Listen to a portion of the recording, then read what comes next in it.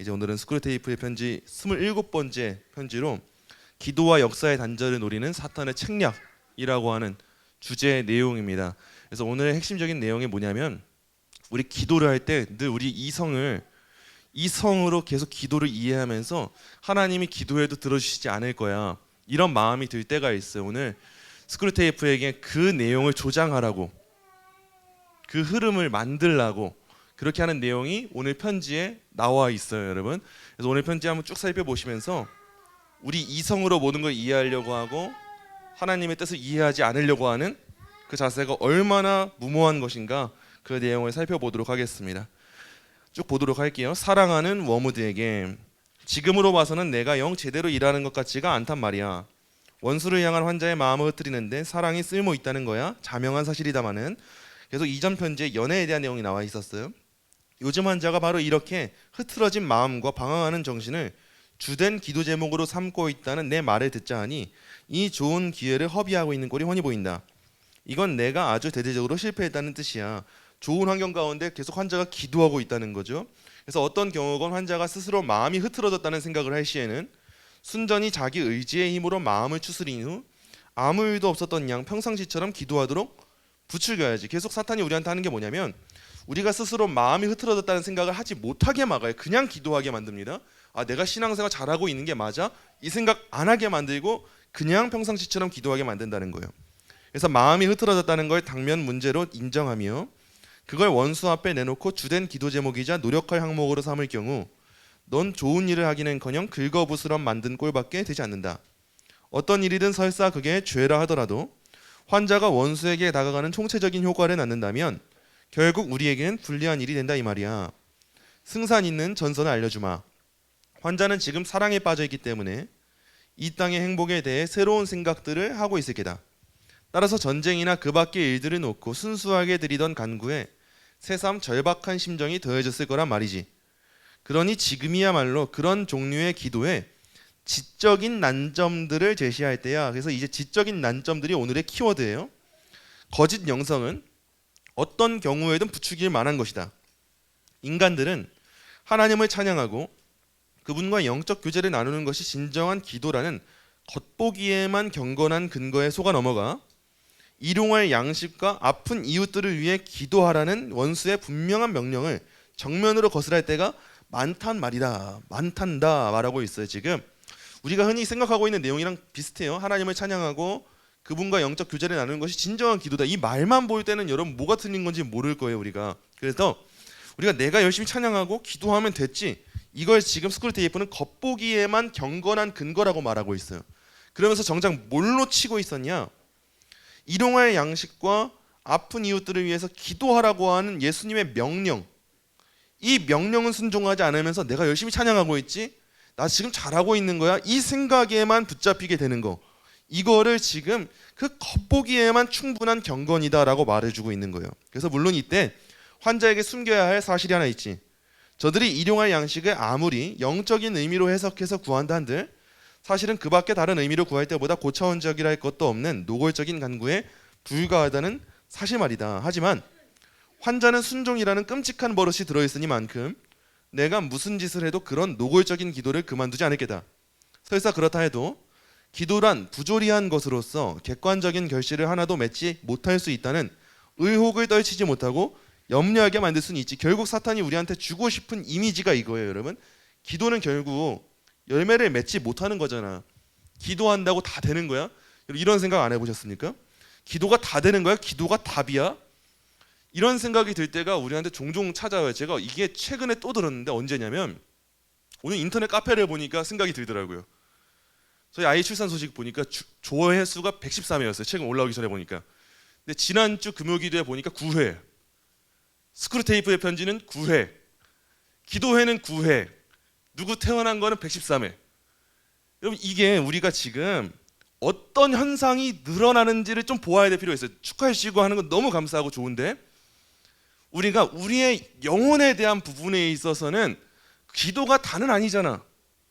이런 인상과 사실들, 우리 마음 가운데 있는 그 사소한 것들, 교회 안에서도 기도회 그 설교 영상 이거보다는 다른 우리 남전도의 교제 영상이나 이런 남전도의 사진들이나 이런 것들에 우리의 마음이 더 가게 돼요. 아무래도 우리는 그게 즐거우니까. 그게 잘못된 건 아니에요. 하지만 자칫 잘못하면 우리가 기도할 때 기도한다고 다 돼 이런 것처럼 교회도 그럴 수 있어요. 교회가 말씀 본다고 다 돼? 교회가 기도한다고 다 돼? 교회가 예배한다고 다 돼? 이런 식의 인상들이 우리한테 남을 수 있어요. 근데 그 대표적인 게 기도예요. 기도는 당장 우리 눈앞에 보이지 않거든요. 이 틈을 사탄이 파고들어서 우리한테 의혹을 줘요. 꼭 지금 이렇게 힘든 상황인데 기도한다고 될까? 여러분, 하나님이 능치 못하신 일이 없으신데 우리 마음 가운데 계속 의심을 풀어넣는 거예요. 아, 지금 그럴 때가 아니잖아. 기도가 다는 아니잖아. 그냥 기도한다 다 되는 건 아닌데 왜 그렇게 그것만 붙잡고 있어? 이런 염려를 심어줘요. 그래서 기도를 그냥 맹목적으로 하다가 의혹을 들어오게 만들고, 이 의혹은 항상 무엇을 맺냐면 염려를 낳게 된다는 거. 이거 여러분 꼭 기억하셔야 돼요. 그래서 동전 앞이 나오면 내가 이기고 뒤가 나오면 네가 진다라는 논리는 잊지 말도록, 만약 기도한 대로 되지 않는다면 간구해봤자 소용없다는 증거가 하나 더 추가되는 셈이다. 여러분, 이런 경험들이 우리한테 꼭 있단 말이에요. 기도했는데 안 되니까 그래 소용없어. 내가 지금 기도할 때가 아니야. 지금 당장 일을 해결하고 들어야지 기도가 다 되겠어?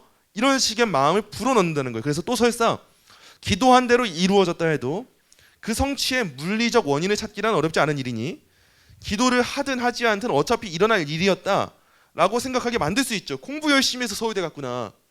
우리가 열심히 일해서 좋은 집을 샀구나. 이런 식의 마음만을 사탄이 불러일으킨다는 거예요. 따라서 성취된 기도 역시 거절당한 기도나 다름없이 기도해도 소용없다는 걸 증명하는 좋은 증거로 삼을 수 있지. 그래서 사탄은 성취된 기도이든 성취되지 않은 기도이든 다 그래 너 힘으로 된 거야. 기도해서 된 게 아니야. 기도의 능력이 아니야. 이렇게 보게 만든다는 거예요. 그래서 우리는 늘 마음을 다잡아야 돼요.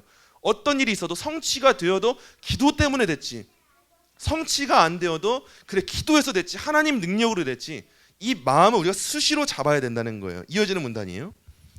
너는 영적 존재니만큼 어떻게 이런 걸 다 운동할까 이해가 안 될 게다. 그러나 인간은 시간을 궁극적 실제로 믿고 있다는 사실을 명심하거라. 인간은 원수도 자기처럼 어떤 것은 현재 시제로 바라보며 어떤 것은 과거 시제로 뒤돌아보고 또 어떤 것은 미래 시제로 내다본다고 생각한다. 그리고 원수가 사물을 보는 방식은 인간과 다르다고 믿을 경우에도 내심으로는 원수의 지각 방식이 워낙에 유별나므로 그가 보는 사물의 모습이 곧 그 사물의 본질이라고는 생각지 않거든. 무슨 말이냐면 우리가 우리 식대로만 하나님의 시간을 이해한다는 거예요. 우리는 현재가 있고 미래가 있고 과거가 있는데 이 안에 매여서 살아갈 수밖에 없는데, 하나님은 여러분 이 시간에 매여 있지 않으세요. 현재와 미래와 과거 모든 걸 주관하는 분이세요. 우리처럼 지금이라는 어떤 시점, 어떤 공간, 그렇게 유한한 분이 아니고 하나님은 무한하신 분인데 우리는 뭘 봐야 되냐면 그 무한하신 분이 어떤 뜻을 갖고 계실까, 이걸 보면서 시간을 이해해야 되는데 늘 우리는 내 식대로 시간을 이해한다는 거예요. 그게 사탄이 우리한테 주는 유혹이에요. 이어지는 문단이에요. 내가 인간이 오늘 드리는 기도는 원수가 내일의 날씨를 조정하는 데 사용하는 수많은 좌표 중 하나라고 설명하려 될 경우 환자는 즉시 이렇게 반박할 기다. 그 말은 원수가 인간이 드릴 기도의 내용을 미리 알고 있다는 소린데 그렇다면 자유의지로 기도하는 게 아니라 미리 정해진 대로 기도하는 게 아니냐고 말이지. 예정론에 꼭 따라오는 거예요. 하나님의 작정 설명할 때 하나님 뜻이 다 있다며요. 근데 우리가 왜 해야 돼요? 전도도 마찬가지예요.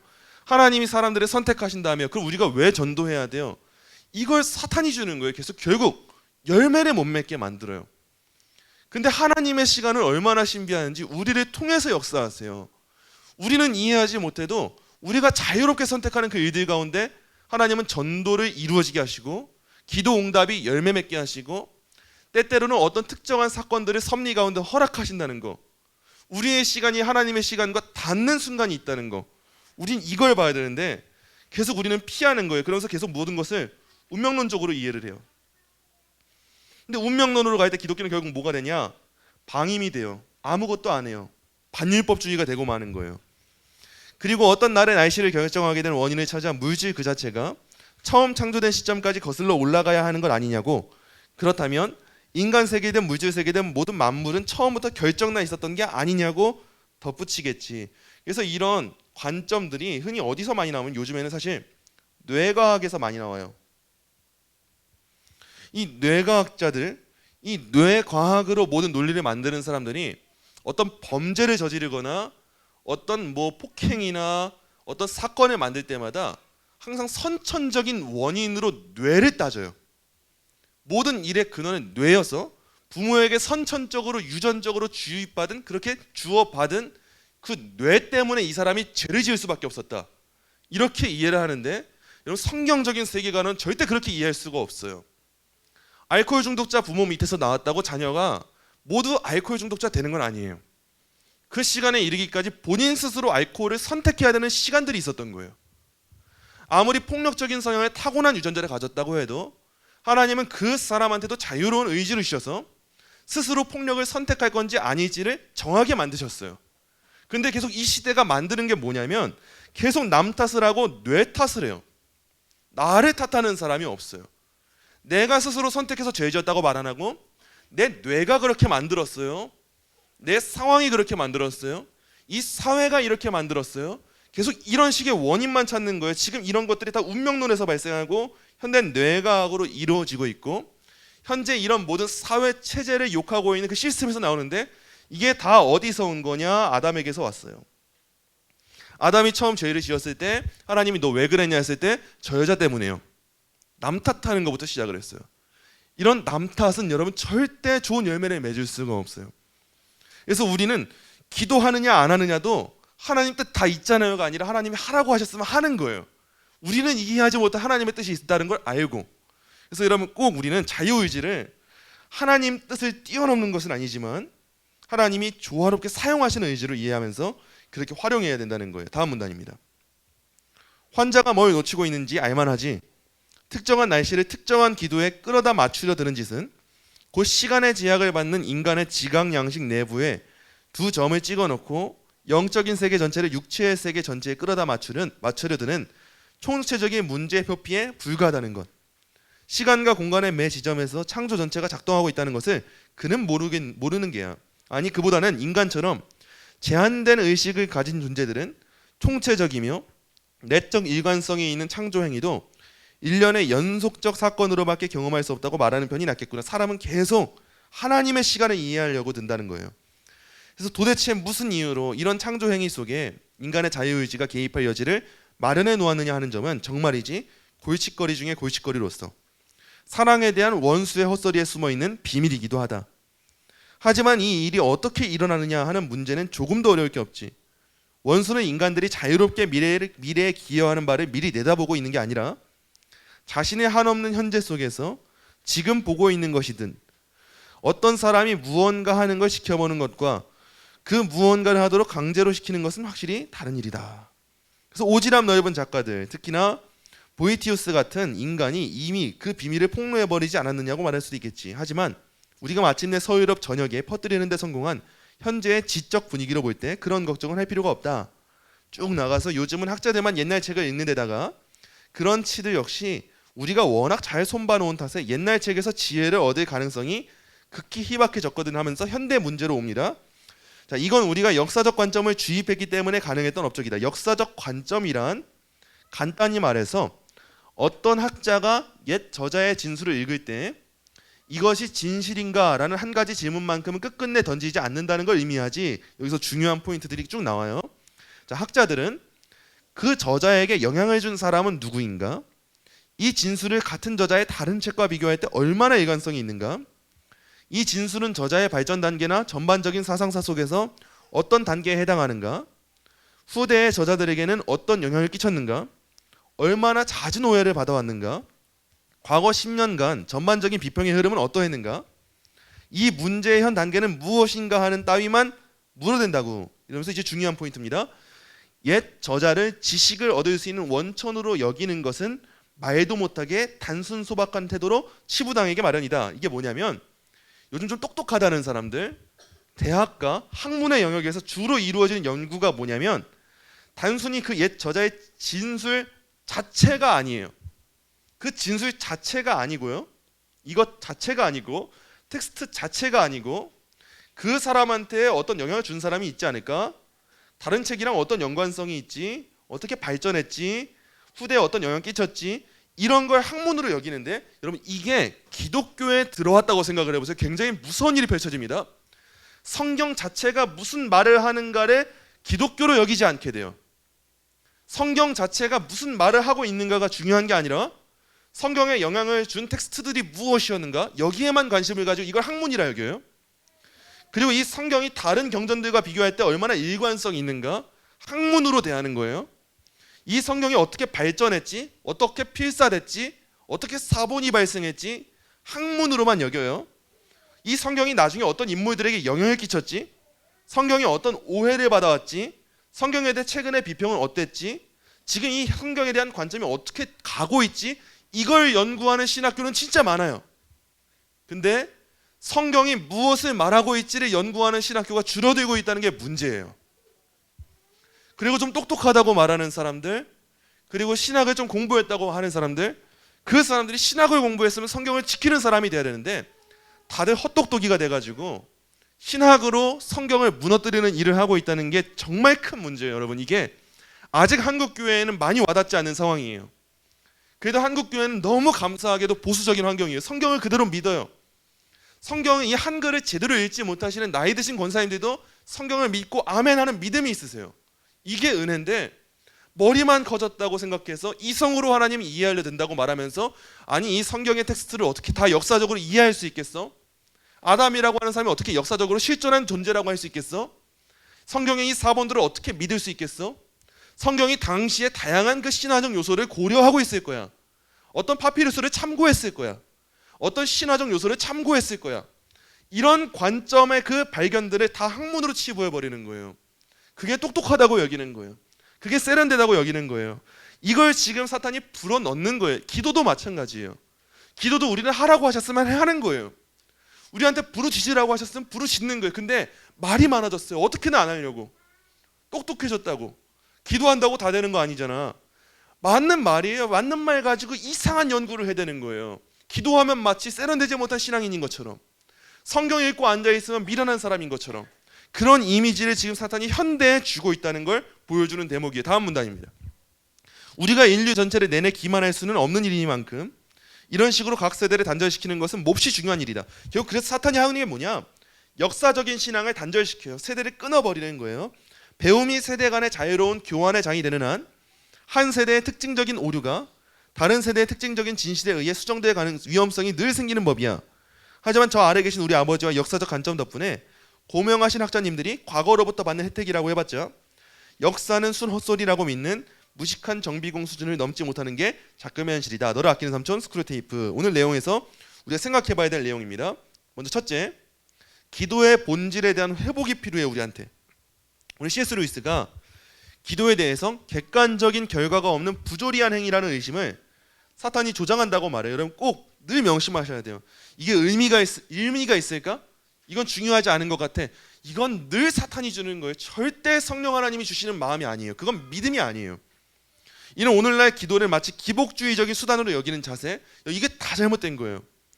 기독적으로 여기는 것도 잘못이고 또 반대로 실용주의적으로 여기는 것도 잘못인데, 우리는 기도에 대한 그 의심 자체를 없애는 게 제일 우선이에요. 그래서 오늘 우리가 점검해야 될 내용은, 우리는 과연 기도를 순전하게 하나님과의 인격적인 교제로 여기고 있었는가? 아니면 내 이성의 만족을 위해, 나의 유익을 위해서 나한테 결과가 주어질 것만 하고 말 것만 안 하고, 당장 결과가 없으면 안 해버릴 수 있는 거, 그런 수단으로 삼았었는가? 여러분 오늘 이걸 꼭 점검해 보셔야 돼요. 그래야 우리가 우리 신앙의 본질에 대한 회복도 일어날 수가 있어요. 두 번째입니다. 자, 하나님의 섭리와 인간의 자유의지에 대해서 우리가 또 생각해 봐야 돼요. 오늘 루이스가 하나님의 영원한 현재와 인간의 시간 속 제한된 인식을 대조했어요. 하나님의 시간과 인간의 시간을 대조시켰어요. 그러면서 인간이 하나님의 전지성과 자신의 자유의지 사이에서 혼란을 겪도록 유도하는 그 악한 전략, 하나님의 뜻과 인간의 뜻을 혼란스럽게 하는 그 악한 전략을 막 말해주고 있죠. 근데 우리는 뭐가 필요하냐? 우리는 하나님의 작정과 인간의 의지의 긴장 가운데서의 조화를 가져야 돼요. 늘 우리는 용어로 정리를 해야 돼요. 하나님의 작정은 모든 일의 제1원인이고 인간의 의지는 모든 일의 제2원인이에요. 궁극적인 효력은 하나님의 작정에 있는 게 너무 분명한 사실이에요. 하지만 하나님의 작정은 우리의 작정의 수준을 뛰어넘고 이해를 뛰어넘기 때문에 제2 원인을요 절대 침해하지 않아요. 우리가 생각하기에는 내 의지가 상대에게 개입이 되려면 내 의지가 상대의 의지를 침해해야지만 돼요. 내 뜻으로 상대의 뜻을 꺾어야지만 내 의지가 실현이 돼요. 하지만 하나님은 우리와 전혀 다른 분이셔서 우리의 의지를 꺾지 않고 자유롭게 하시면서도 본인의 의지를 이루어지게 하실 수 있는 분이세요. 우리가 이 균형을 알아야 기도할 수 있게 돼요. 기도해봤자 뭐예요? 하나님의 뜻이 이루어지는 거잖아. 근데 하나님 뜻을 어떻게 이루어지게 하시냐? 우리의 기도를 통해서 이루어지게 하세요. 전도해봤자 뭐예요? 하나님이 택하신 사람이 구원받는 거잖아. 하나님이 어떻게 구원받게 하시냐? 우리의 미련한 전도를 통해서 구원받게 하세요. 우리가 이 원리를 알아야 제대로 균형을 갖춘 신앙생활을 할 수 있게 되는 거예요. 셋째입니다. 마지막. 과거로부터 배우는 지혜의 단절에 대해서 생각해 봐야 돼요.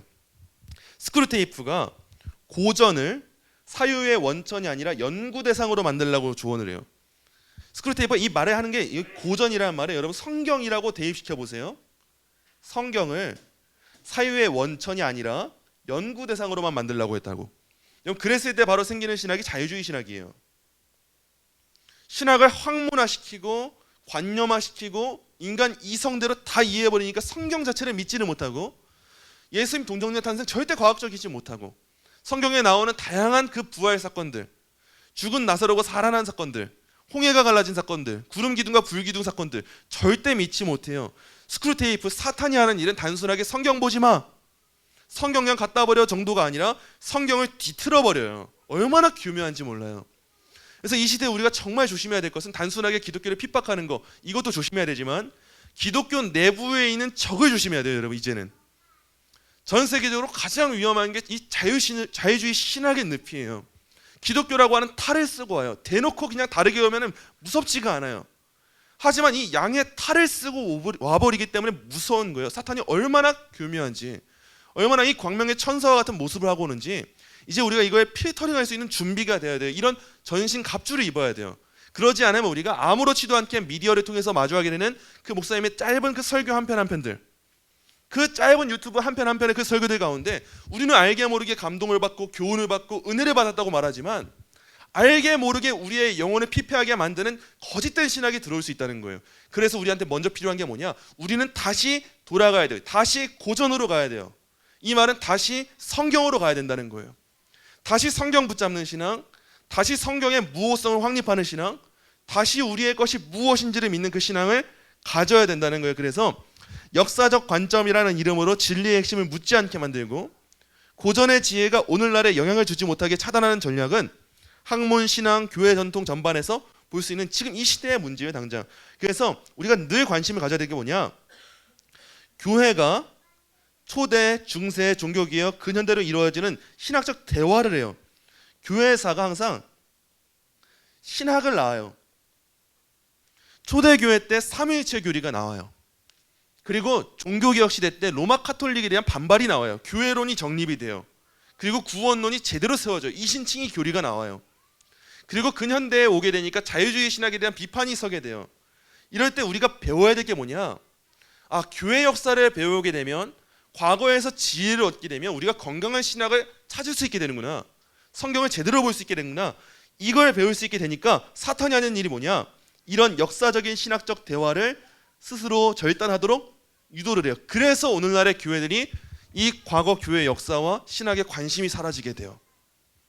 근데 이 초대 교회도 그랬고 종교개혁 시대 교회도 그랬고 항상 교회는 역사에 관심을 뒀어요. 그래야 우리의 전통이 어디로부터 온 전통인가? 우리의 전통이 사도 바울로 시작해서 어거스틴에게 이어졌구나. 성경을 믿는 신앙이. 그 어거스틴의 신앙이 존 칼빈에게 이어졌구나. 그 칼빈의 신앙이 이후에 카이퍼나 바빙크와 같은 사람들에게 이어졌구나. 아, 그런 사람들의 신앙이 나중에 우리나라에 뭐 박형룡 박사님이나 박윤성 박사님에게 이어졌구나. 그 신앙들이 오늘날의 이 장로교의 개혁주의 신학을 이루었구나. 이런 식의 이해를 가지면서 그래, 이 노선을 따라가다 보면 우리가 건강한 신학을 다시 추구할 수 있지 않을까? 이런 생각을 가져야 되는데 사탄은 계속 단절시키려고 해요. 그런 거 필요 없어. 지금 당장 우리 먹고 사는 문제가 중요하지. 지금 당장 나한테 위로되는 게 중요하지. 이런 마음들을 주는 거예요. 그러면 여러분 꼭 기억하세요. 오늘 세 가지 정말 중요한 내용이에요. 기도에 대한 본질. 사탄이 오늘도 우리에게 이것을 흐트러뜨리게 할 거예요. 아니, 지금 기도한다고 뭐 달라져? 달라지지 않을 거야. 여러분 그러지 않아요? 달라져요. 기도할 때 하나님이 능력이 있다고 말씀하시고 구하라고 하시고 부르짖으라고 하시고 열릴 거라고 말씀하셨어요. 이걸 믿고 우리는 나아가는 거예요. 그럼에도 우리는 또다시 고민할 거예요. 그래도 하나님의 뜻이 그냥 내 의지로 이루어지는 건 아니잖아. 아니요, 하나님은 우리의 의지를 사용해서 이루시는 분이세요. 이걸 우리가 오늘 명확하게 붙잡고 기도해야 돼요. 이 내용들을 알기 위해서 우리가 늘 과거로부터 배우고 우리의 신학을 다시 정립하고 다시 성경을 믿는다는 것이 이런 믿음이구나. 이런 믿음을 가져야 되는 거예요. 여러분 오늘 내용 꼭 기억하시면서 오늘 이 밤에 하나님, 제가 그동안 기도의 자리를 더욱더 사모하지 않았고 더욱더 기도하는데 의심을 품었던, 이것을 버리려 하지 않았던 자세들 주님 용서해 주시고 다시 한번 하나님이 이루실 일들을 소망하고 바라볼 수 있도록 은혜를 허락하여 주시옵소서. 오늘 다시 한번 기도에 대한 갈망함을 허락하여 주시옵소서. 우리 시간 함께 기도하도록 하겠습니다. 함께 기도합니다.